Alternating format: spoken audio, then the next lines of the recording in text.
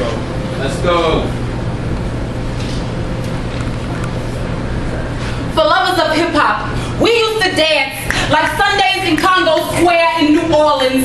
Like it was the only day of the week when we were allowed to tell our own feet which way to move. And the rhythm and the music was the only beat we were submissive to. The punishment was filling the snare, tearing the flesh in our backs, opening them up like fresh cuts, exposing our bloody souls, sweat dripping down our spines, forming slippery wade in the water puddles beneath our feet, reminding us of what it felt like to run away, but at the same time, what it feels like to be free. And those whose bodies couldn't quite weather the journey, hit with backs pressed against walls, masquerading as sycamore trees, silently praying they wouldn't be sniffed out by the DJ or MC, left with no other choice but to surrender by waving hands in the air like they were summoning the ancestors for assistance, like pop the lock and break the chains we wore came with skeleton keys. And we used to turn the music way up on boom boxes until the speakers grew into pulsating black fists, echoing our fight to the finish line with each boom boom bass line. See, we used to dance as if we flatlined if we didn't. Like life on the plantation was worse than death because there,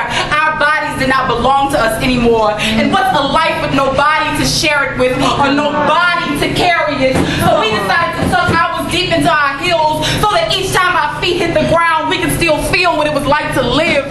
See, we gathered up the remnants of our motherland's rhythm and scratched them into records, just so we could have on record the place of our origin. See, dancing for us was more than just choreographed movements. We even did it when we had no music because we had absolutely nothing left to lose if we did, but everything to lose if we didn't. So we gave it all we had, like our breasts were the only things we could give to our children. See, we took them back and shook them along with the entire continent we had tucked into our backsides and the Ivory Coast resting on our hips. That's why they dip the way they do. Like they turned up pots of conjured up elixirs to poison master and mistress. Hide the evidence in the rhythm where white folk can't find it. So there'll be no witness.